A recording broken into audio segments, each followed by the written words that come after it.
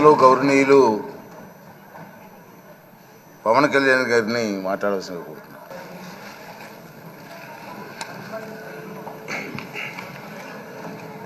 పదహారవ శాసనసభకి ఏకగ్రీవంగా ఎన్నికైన సభాపతి శ్రీ చింతకాల అయ్యన్ పాత్ర గారికి హృదయపూర్వక నమస్కారాలు, మీ శుభాకాంక్షలు.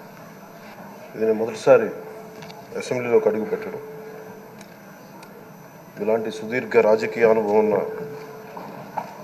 దాదాపు 7 సార్లు ఎమ్మెల్యేగాను, ఒకసారి పార్లమెంట్లో అడుగుపెట్టిన మీకు, Panchayati Raj, technical education, forest, R&B అనేక మంత్రిత్వ శాఖల్ని సమర్థవంతంగా నిర్వహించిన మీకు ఈ సభాధ్యక్షుడు, ఈ స్పీకర్ స్థానంలో కూర్చోవడం నాకు చాలా ఆనందంగా ఉంది.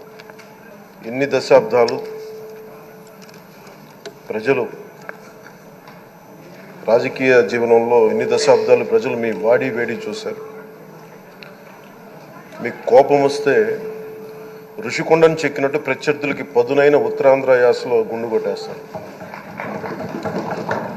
ఒకటే బాధేస్తా ఉంది సార్, ఇకపైన మీకు తిట్టే అవకాశం లేకపోవడం. కానీ ఇక మీద సభలో ఎవరు తిడుతున్నా దాన్ని ఆఫ్ చేసే బాధ్యత మీ చేతిలోనే ఉంది. మీరే మైక్ ఆఫ్ చేయాలి. అంటే మా చిన్నప్పుడు నేను చూసేవాడు, ఒకసారి అల్లరి చేసే అబ్బాయిని క్లాస్ లీడర్ చేసేవాడు చిన్నప్పుడు మా స్కూల్లో. కానీ ఇన్నాళ్ళు ప్రజలు మీ వాడి వేడి పలుకులు, మీ ఘాటైన వాగ్దాటి చూశారు. ఈ రోజు నుంచి రాష్ట్ర ప్రజలు మీ హుందాతనం చూస్తారు. డిబేట్స్ వెనకాల దాక్కుని సంస్కారహీనమైన భాషలని, భావాలని రకరకాల మాధ్యాల్లో విరజిమ్ముతూ ఉంటారు. దాని నియంత్రణ మీ ఆధ్వర్యంలో ఇక్కడి నుంచే మొదలవ్వాలి.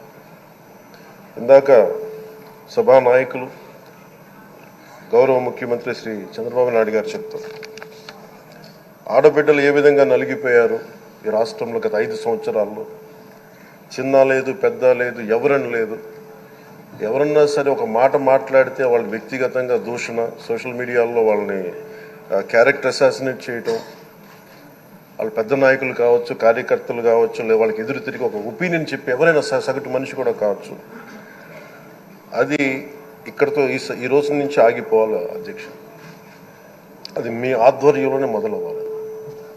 గత ప్రభుత్వం తాలూకు సభ జరిగిన విధానం చూస్తే ఈ వ్యక్తిగత దూషణ ఇవన్నీ చాలా ఇబ్బంది పెట్టే ప్రజలు. ఈ రోజున వాళ్ళకి 11 సీట్లకు పరిమితం అయ్యారు, ఈరోజు లేరు, ధైర్యం లేదు వాళ్ళకి. విజయాన్ని తీసుకోగలిగారు కానీ ఓటమి కూడా ధైర్యంగా కూర్చుకునే వాళ్ళకి స్థాయి లేదు, వాళ్ళకి పారిపోయారు ఇక్కడి నుంచి. భావంలో ఉండే తీవ్రత భాషలో ఉండాల్సిన అవసరం లేదు. భాష మనుషుల్ని కలపడానికి కానీ విడగొట్టడానికి కాదు. భాష విద్వేషం రేపడానికి కాదు, పరిష్కరించడానికి. ఎంత జటిలమైన సమస్య అయినా, భయంకర సమస్య అయినా చర్చల ద్వారా పరిష్కరించుకోవడానికి కానీ వివాదం సృష్టించడానికి కాదు. ఈ సభ ఉన్నది అందుకు. కానీ మనం చూసింది వాళ్ళ దగ్గర నుంచి బూతులతోటి, వ్యక్తిగత దోషులతోటి రాష్ట్ర పురోభివృద్ధిని ఆపేశారు.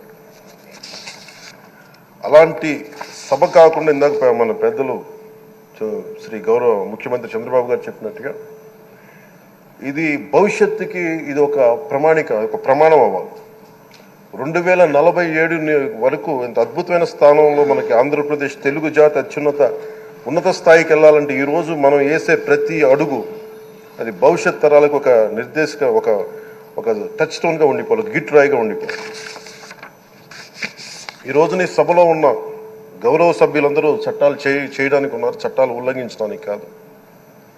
విభేదించడం అంటే ద్వేషించడం కాదు, వాదించడం అంటే కొట్టుకోవడం కాదు. ఇవన్నీ విభేదించడం, వాదించడం ఇవన్నీ ప్రజాస్వామ్యానికి చాలా మౌలికమైన పునాదులు. ఆంధ్రప్రదేశ్ ఆవిర్భావం జరిగి అసలు భాషా ప్రయుక్త రాష్ట్రాల ఆవిర్భావమే మన ఆంధ్ర రాజ్యంతో మొదలైంది.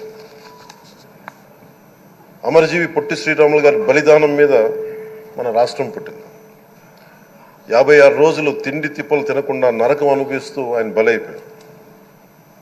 ఆయన మరణానికి చేరువవుతూ ఆమరణ నిరాహార దీక్ష చేసిన ప్రతిరోజు మనకి దాదాపు ఈ సుదీర్ఘమైన 6 దశాబ్దాల కాలం 1.5 సంవత్సర కాలం అంటే ఆయన ప్రతిరోజు చావుకు చేరువవుతూ భోజనం లేకుండా ఆయన గడిపిన ప్రతిరోజు మనకి 1.5 సంవత్సర కాలం.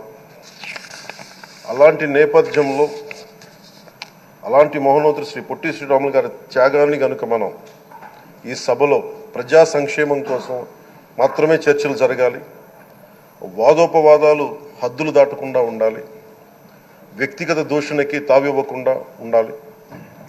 అలా కాకుండా గత ప్రభుత్వం లాగే ఈ సభని తిట్లకి బూతులకి కొట్లాటికి వాడితే ప్రతి నిమిషం పొట్టి శ్రీరాములు గారి బలిదానాన్ని అవమానం చేసినట్టే. ఒక గొప్పవాడు ఒక మహానుభావుడు బతికినప్పుడు మాత్రమే కాదు, చనిపోయిన తర్వాత కూడా కొన్ని తరాలు ఉపయోగపడతారని నిరూపిస్తారు. అలాంటి కోవకు చెందిన మహానుభావులు ఆంధ్ర రాష్ట్ర సృష్టికర్త, భాషా ప్రయుక్త రాష్ట్రాలకు శ్రీకారం చుట్టిన ద్రష్ట, అమరజీవి శ్రీ పొట్టి శ్రీరాములు గారి స్మృతిలో ఒక విలువలతో కూడిన ఒక సత్సాంప్రదాయాన్ని తెరలేపుతూ మీ ఆధ్వర్యంలో ఈ సభ జరగాలని, ఈ 5 ఏళ్ల ప్రజా ప్రస్థానంలో ఈ విలువైన 5 ఏళ్ళు రాబోయే తరానికి గొప్ప భవిష్యత్తునిచ్చేలా, అన్నం పెట్టే రైతుకి, కౌలు చేసుకునే రైతుకి, రైతు కూలీకి అండగా ఉండేలా, మహిళలకి భద్రతతో పాటు ఉన్నత స్థాయికి ఎదిగేలా, ప్రభుత్వ ఉద్యోగులకి భద్రత కల్పించేలా, పశువు పక్షి ప్రకృతి సర్వజనులందరికీ కూడా మతాలకి ప్రాంతాలకి అతీతంగా సుభిక్షంగా అభివృద్ధి పదంలో ఆంధ్రప్రదేశ్ ఆంధ్ర రాజ్యం అద్భుతమైన ప్రగతి సాధించేలా ఈ చర్చలు సాగాలని కోరుకుంటూ, సభాపతి అయ్యన్న పాత్రుడి గారికి మీ ఆధ్వర్యంలో ఈ సభ ఒక సరికొత్త సాంప్రదాయానికి సత్సాంప్రదాయానికి ఇది తెరతీయాలని కోరుకుంటూ మీకు మరోమారు శుభాభినందనలు తెలియజేసుకుంటాను.